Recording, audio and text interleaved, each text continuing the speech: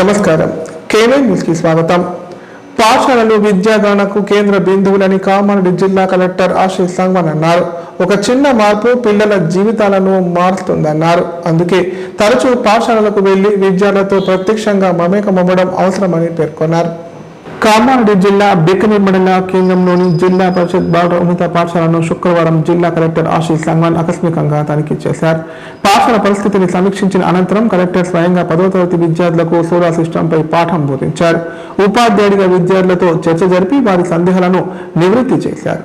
ఈ పాఠశాల నుండి భారత అంతరిక్ష పరిశోధన సంస్థ సందర్శనకు ఎంపికైన 2 విద్యార్థులను కలెక్టర్ అభినందించారు. విద్యార్థులకు నోట్బుక్స్ అందించి శుభాకాంక్షలు తెలిపారు. వారు మరింత ఉన్నత స్థాయికి చేరాలని ఆకాంక్షించారు. పాఠశాల స్థితిగతులపైన అలాగే మధ్యాహ్న భోజన పథకంపై ఆరా తీసి మెనూ ప్రకారం పౌష్టికాహారం ఇస్తున్నారా లేదా అనే విషయాలు అడిగి తెలుసుకున్నారు.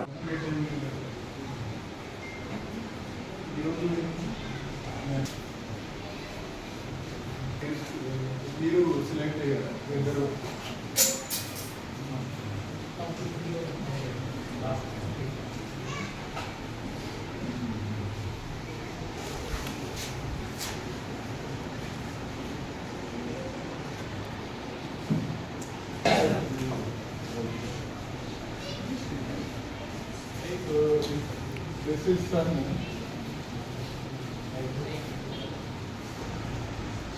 sequences.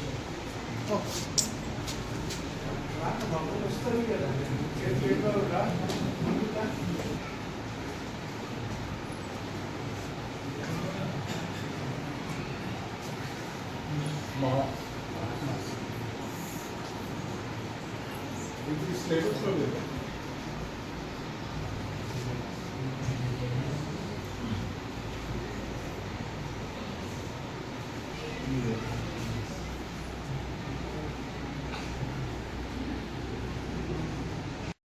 పోయిన సెల్ ఫోన్ పట్ల అశ్రద్ధ చేస్తే వ్యక్తిగత సామాజిక భద్రతకు భంగం కలుగుతుందని కామారెడ్డి జిల్లా ఎస్పీ రాజేష్ చంద్ర అన్నారు. మొబైల్ పోయినా లేదా చోరీ గురైన వెంటనే పోలీస్ స్టేషన్లో దరఖాస్తు ఇవ్వాలన్నారు. ఈ సంవత్సరం 2,53,00,000 విలువ గల 1,579 సెల్ ఫోన్లు రికవర్ చేసి బాధితులకు అందించామని చెప్పారు.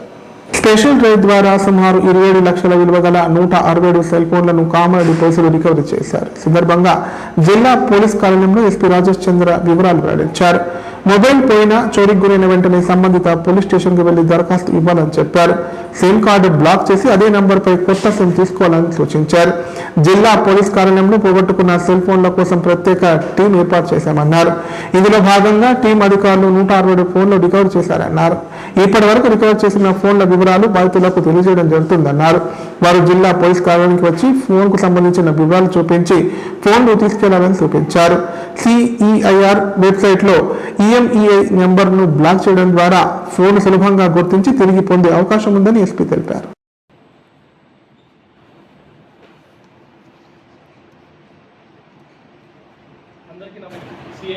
పోర్టల్ ద్వారా వాళ్ళు వాళ్ళ అర్జీని పెట్టుకున్న వాళ్ళకి మొబైల్ ఫోన్స్ తిరిగి దాన్ని ట్రేస్ అవుట్ చేసి దాన్ని తెప్పించే ఒక స్పెషల్ టీమ్ ఫామ్ చేయడం జరిగింది. ఆర్ఎస్ఐ బాలరాజు ఆధ్వర్యంలో ఆ టీం ఫామ్ అయినప్పటి నుంచి సుమారుగా ఈ సంవత్సరం 1,100 మొబైల్ ఫోన్స్ ఇయర్ మొత్తము మనము 1,570 మొబైల్ ఫోన్స్ రికవరీ చేసి ఆ పోగొట్టుకున్న వ్యక్తులకు ఇవ్వడం జరిగింది. అందులో 1,100 మొబైల్ ఫోన్స్ కేవలం ఈ టీం స్పెషల్ టీం ఫామ్ అయినప్పుడు చేయడం జరిగింది.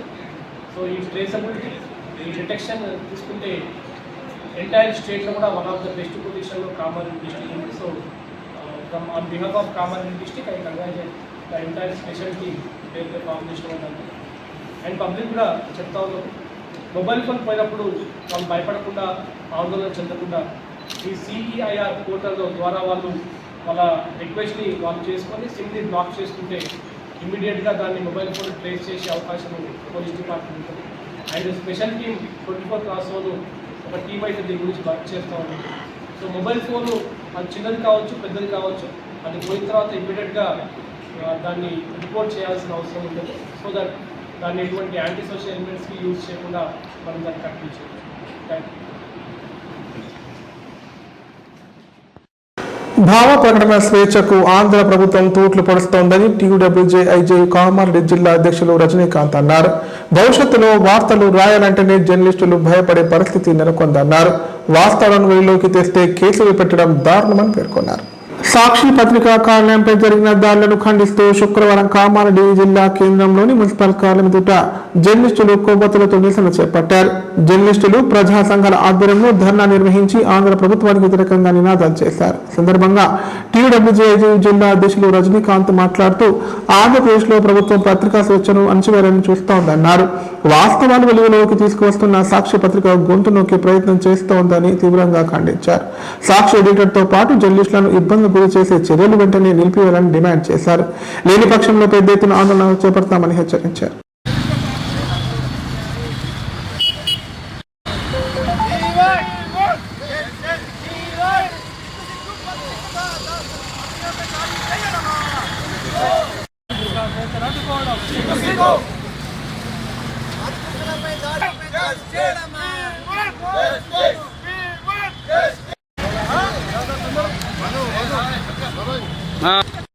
ఇప్పుడు చేస్తున్న కూటమి ప్రభుత్వం చేస్తుంది. ఇలాంటి కార్యక్రమాలు మానుకోవాల్సిన అవసరం ఉంది. తర్వాత అట్లనే అవినీతి వార్త రాసిన దాని మీద విచారణ జరపకుండా నోటీసులు ఇవ్వటం, తర్వాత లిక్కర్ స్కామ్లో చంద్రబాబుకి దగ్గరగా ఉన్నటువంటి వ్యక్తుల మీద వార్త రాస్తే దాని మీద నోటీసు ఇవ్వటం, పత్రికా స్వేచ్ఛను మీరు రండి, పోలీస్ స్టేషన్కి రండి, అక్కడికి రండి అని జర్నలిస్టులను అందరినీ భయభ్రాంతులకు గురి చేసి భావ స్వేచ్ఛని అడ్డుకోవాలని చూస్తున్నారు. ఇటువంటి పద్ధతి మార్చుకోవాలి కూటమి ప్రభుత్వం వెంటనే. అట్లనే రాష్ట్ర వ్యాప్తంగా జిల్లా వ్యాప్తంగా పోరాటాలు చేస్తాం. ఈ జర్నలిస్టుల ఐక్య ఉద్యమాల ద్వారా ప్రజా సంఘాలని కలిసి వచ్చే అన్ని సంఘాలని కలుపుకొని ఈ కూటమి ప్రభుత్వం ఇలాగే వ్యవహరిస్తే పెద్ద ఎత్తున భారీ ఎత్తున ఆందోళన కార్యక్రమాలు చేస్తామని తెలియజేస్తున్నాను. బీసీ సంఘాల జేసీ చేపట్టిన రాష్ట్ర బంద్కు పూర్తి మద్దతు ఇస్తున్నామని బీఆర్ఎస్ యువజన నాయకులు అన్నారు. రాష్ట్ర ప్రభుత్వం తీసుకొచ్చిన బిల్లును గవర్నర్ వెంటనే ఆమోదం తెలపాలన్నారు. కేంద్ర ప్రభుత్వం బిల్లును ఆర్డినెన్స్ ద్వారా షెడ్యూల్ 9లో చేర్చాలని డిమాండ్ చేశారు. కామారెడ్డి జిల్లా కేంద్రంలోని ఆర్ఎండ్బి అతిథి గృహంలో బీఆర్ఎస్ యువజన నాయకులు విలేకరుల సమావేశం నిర్వహించారు.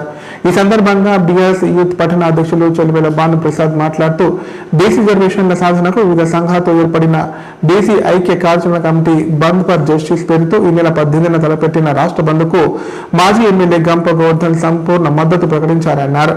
కామారెడ్డి జిల్లా వ్యాప్తంగా బంద్లో ప్రత్యక్షంగా పాల్గొంటామని చెప్పారు. బీసీ రిజర్వేషన్ల సాధనకు తెలంగాణ ఉద్యమ తరహాలోనే ఒక సామాజిక ఉద్యమంగా ముందుకు సాగాలన్నారు. బీసీ రిజర్వేషన్ల అమలు జీవోతో పాటు స్థానిక సంస్థల ఎన్నికల నిర్వహణ మీద హైకోర్టు స్టే విధించడంతో రిజర్వేషన్ల అమలు స్థానిక సంస్థల ఎన్నికలు నిలిచిపోయాయన్నారు. కేంద్రంలోని బీజేపీ ప్రభుత్వమే దీనికి ప్రధాన కారణమని చెప్పారు. ఇప్పటికైనా రాష్ట్రం నుండి ప్రాతినిధ్యం వహిస్తున్న బీజేపీ ఎంపీలు, కేంద్ర మంత్రులు నైతిక బాధ్యత వహించి వారి పదవులకు రాజీనామా చేయాలని డిమాండ్ చేశారు. రేపు తెలంగాణ రాష్ట్రంలో అధికారం ఉన్నటువంటి కాంగ్రెస్ పార్టీ ముఖ్యమంత్రి రేవంత్ రెడ్డి గారు ఎన్నికలకు ముందు బీసీలకు 42% రిజర్వేషన్స్ అని చెప్పేసి కామారెడ్డి జిల్లా కేంద్రంలో బీసీ డిక్లరేషన్ చేయడం జరిగింది. దాన్ని దృష్టిలో పెట్టుకుని రాష్ట్ర ప్రభుత్వం 42% బీసీలకు రిజర్వేషన్ ఇస్తూ అన్ని పార్టీల మద్దతుతో అసెంబ్లీ తీర్మానం చేసి అదేవిధంగా శాసన మండలి తీర్మానం చేసి గవర్నర్ గారికి ఇచ్చినప్పటికీ గవర్నర్ గారు ఆ బిల్లుని పెండింగ్ లో పెట్టడం జరిగింది. దాన్ని రాష్ట్ర ప్రభుత్వం జీవో 9 తీసుకొచ్చి మరి ఆ బిల్లును ఆమోదం చేయడంతో ఈ బిల్లుకు వ్యతిరేకంగా కోర్టులో కాంగ్రెస్ పార్టీ అనుచరులు, రేవంత్ రెడ్డి అనుచరులు మరి ఈ బిల్లుకు వ్యతిరేకంగా హైకోర్టుకు వెళ్ళడం జరిగింది. హైకోర్టు ఈ బిల్లుపై స్టే ఇవ్వడం జరిగింది. దీన్ని వ్యతిరేకిస్తూ రాష్ట్ర వ్యాప్తంగా బీసీ సంఘాల జేఏసీ ఆధ్వర్యంలో రేపు జరిగేటటువంటి రాష్ట్ర బంద్ను భారత రాష్ట్ర సమితి, బీఆర్ఎస్ పార్టీ, అదేవిధంగా కామారెడ్డి మాజీ శాసనసభ్యులు గంప గోవర్ధన్ గారు సంపూర్ణమైనటువంటి మద్దతు తెలియజేస్తూ రేపు జరిగేటటువంటి బంద్ లో బీఆర్ఎస్ శ్రేణులు మొత్తం కూడా పాల్గొని బీసీ రిజర్వేషన్ వ్యతిరేకిస్తామని చెప్పేసి చెప్తాను. కేంద్రంలో ఉన్నటువంటి బీజేపీ ప్రభుత్వం అదేవిధంగా నరేంద్ర మోడీ గారు బీసీ బిడ్డ అది దృష్టిలో పెట్టుకోవాలి. దయచేసి అదేవిధంగా మీ మేనిఫెస్టోలో కూడా బీసీలకు పెద్ద ఎత్తున రిజర్వేషన్ కల్పిస్తామని చెప్పేసి చెప్పారు. ఇప్పటికైనా అదేవిధంగా రాష్ట్రంలో బీజేపీకి సంబంధించిన 8 మంది ఎంపీలు ఉన్నారు. దయచేసి పార్లమెంట్ లో 42% బీసీలకు రిజర్వేషన్ కల్పించాలని పార్లమెంట్లో గలమెత్తాలని చెప్పేసి డిమాండ్ చేస్తా ఉన్నాం. లేకపోతే తెలంగాణ రాష్ట్రంలో బీజేపీ ఎమ్మెల్యేలను అదేవిధంగా ఎంపీలను అడ్డుకుంటాం, ప్రశ్నిస్తామని చెప్పేసి తెలియజేస్తా ఉన్నాం. అదేవిధంగా రాష్ట్రంలో ఉన్నటువంటి కాంగ్రెస్ ప్రభుత్వాన్ని ముఖ్యమంత్రి రేవంత్ రెడ్డిని కూడా హెచ్చరిస్తా ఉన్నాం. దయచేసి మీ బిల్లును ఖచ్చితంగా తమిళనాడు తరహాలో బీసీల రిజర్వేషన్ బిల్లును పాస్ చేసే విధంగా మీరందరూ కూడా ప్రయత్నం చేయాలి. లేకపోతే భారత రాష్ట్ర సమితి బీఆర్ఎస్ పార్టీ చూస్తూ ఊరుకోదని చెప్పేసి ఇప్పుడు ప్రకటనలు. కామారెడ్డిలో 50 పడకల ISO సర్టిఫైడ్ గల ఏకైక hospital life hospital Kamareddy. Aarogyasri, EHS మరియు అన్ని రకాల నగదు రహిత హెల్త్ ఇన్సూరెన్స్లు గల ఏకైక hospital life hospital. Aarogyasri card లేదా తెల్ల రేషన్ కార్డు ఉన్న వారికి ఆరోగ్యశ్రీ మరియు ఆయుష్మాన్ భారత్ ద్వారా ఆపరేషన్లు ఉచితంగా చేయబడును. 24 గంటలు అత్యవసర వైద్య సేవలు అందించబడును. మా సదుపాయాలు: అత్యాధునిక operation theatre, laminar OT, ICU, X ray, physiotherapy, dexa scan, pharmacy సౌకర్యాలు కలవు. రాష్ట్ర ప్రభుత్వ ఉద్యోగులకు ఫీజు రీయింబర్స్మెంట్ సౌకర్యం కలదు. సంప్రదించండి లైఫ్ హాస్పిటల్. తెలంగాణలో మొట్టమొదటిసారిగా అధునాతన పద్ధతిలో నరాల, మానసిక, sex, alcohol, fits treatment, AC intensive care unit ఇప్పుడు మన నిజామాబాద్ లో doctor B Keshavulu MD psychiatry, Osmania గారి ఆధ్వర్యంలో అన్ని సదుపాయాలు గల అత్యాధునిక అతిపెద్ద హాస్పిటల్ ప్రారంభించబడ్డది. నరాల బలహీనతలు, తలనొప్పి, ఫిట్స్, పళ్లు బిగపట్టడం, భయం, గుండెదడ, డిప్రెషన్, ఒంటరితనం, మంత్రాలు చేతబడి చేశారని అనుమానపడటం, వ్యతిరేకమైన ఆలోచనలు, తన గూర్చి మాట్లాడుకుంటున్నారని, చంపడానికి వస్తున్నారని భ్రమపడటం, ఆల్కహాల్ ను మాన్పించుటకు అడ్మిషన్స్ సౌకర్యం గల తెలంగాణలోనే అతిపెద్ద hospital doctor Keshavulu hospital. Bus stand ఎదురుగా లైన్, ఖలీల్వాడి, నిజామాబాద్. ఫోన్ 08462255189. కామారెడ్డి ప్రజలకు శుభవార్త. ఇకపై గుండె సంబంధ సమస్యల ట్రీట్మెంట్ కోసం నిజామాబాద్, హైదరాబాద్ లాంటి నగరాలకు వెళ్లాల్సిన పని లేదు. శ్రీ మెడికేర్ హాస్పిటల్ నందు అత్యుత్తమ కార్డియాలజీ సేవలు అందుబాటులో ఉన్నాయి. Angiogram, angioplasty, pacemaker, 2D echo, TMT మొదలగు సేవలను వైద్య రంగంలో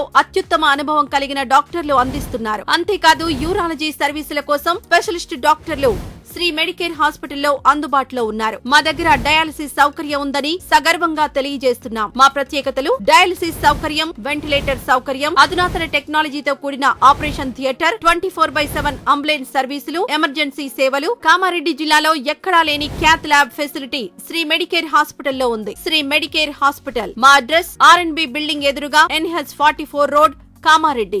రైతులు బాగుంటేనే దేశం బాగుంటుందని భారతీయ కిసాన్ సంఘ్ ప్రతినిధులు అన్నారు. రైతులు ఐక్యంగా పోరాటాలు చేస్తే ఏ ప్రభుత్వాలైనా దిగివస్తాయని చెప్పారు. గ్రామాల్లో రైతులు కలిసికట్టుగా ఉంటే రైతుల ప్రతి సమస్య వెంటనే పరిష్కారం అవుతుందని పేర్కొన్నారు.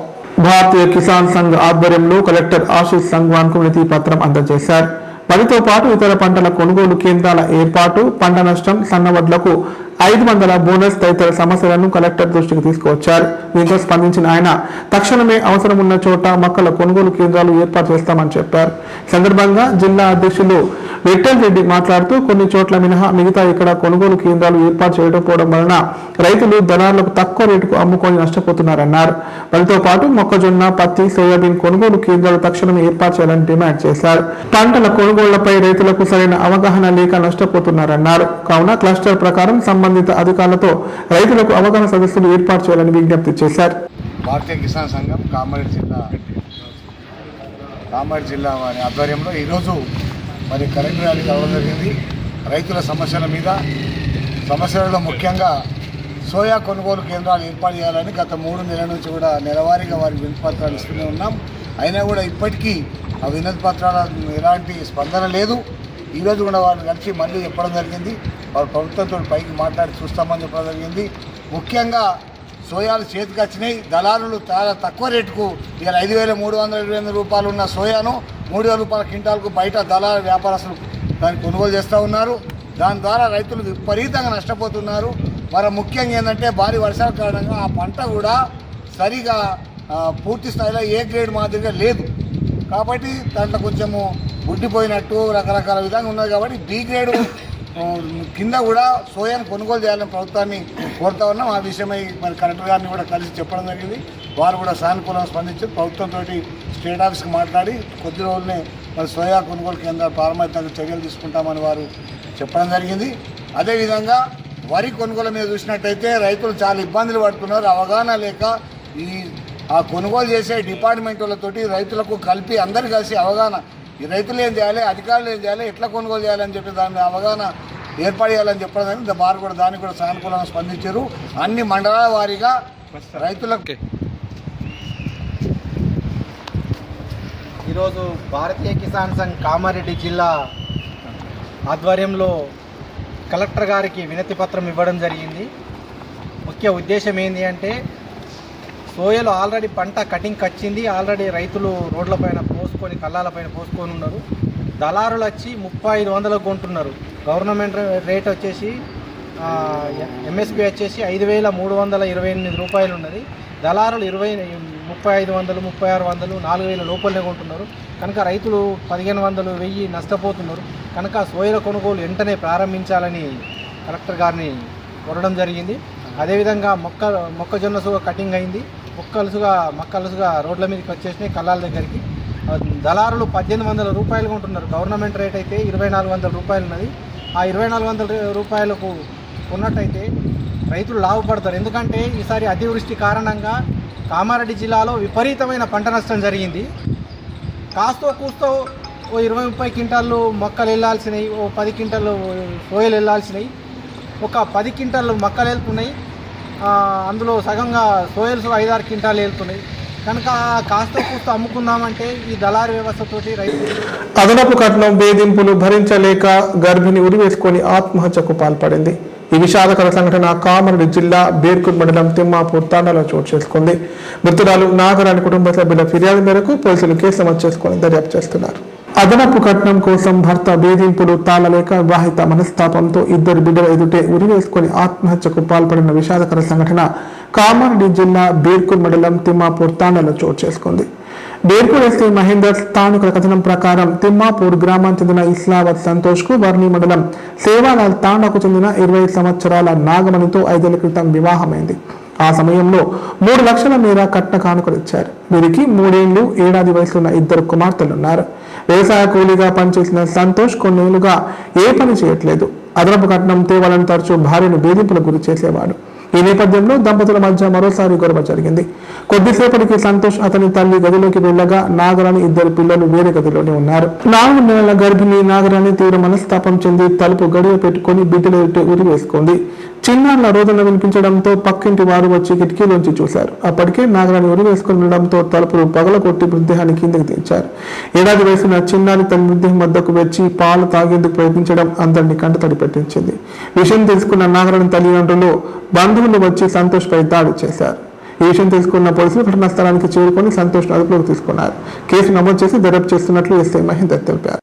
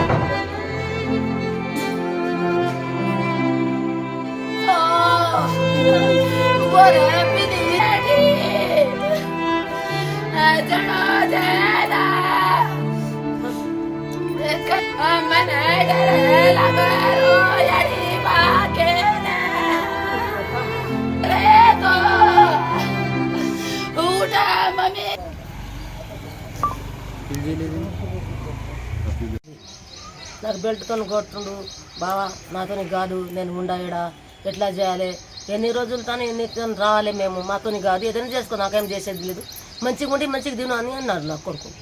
అంటే నేను 1 గంట కూడా కాలేదు, నా అక్క కూడా మాట్లాడింది, బావ కూడా మాట్లాడిండు, గంట కూడా కాలేదు, చంపేసిండు. ఏం చెప్పాలి, అర్ధ గంటలోనే చచ్చిపోయాలని ఫోన్ చేసింది. మళ్ళీ ఎట్లా చచ్చిపోతే గురి వేసుకున్నారు అన్నారు. గురి ఆడ అది దెబ్బతో చంపేసిండు. రాడు సలాగ్తో కొట్టిండు. నా పిల్లలు ఉన్నాయి, ఇంకా గర్భతో ఉన్నది, 3 నెలల 4 నెలల పూట ఉంది. ఏడసుకుంటా ఫోన్ చేసింది చిన్న పాప, నా తల్లి కొడుతున్నారని. కొట్టుతా అంటే వినలేరు, జరాసేపట్లో చంపేసి పడేసిండు. వార్తలు ఇంతటితో సమాప్తం. తిరిగి ప్రసారమయ్యే వార్తలు మళ్ళీ కలుద్దాం. అంతం సెలవు. నమస్కారం. చూస్తూనే ఉండండి K9.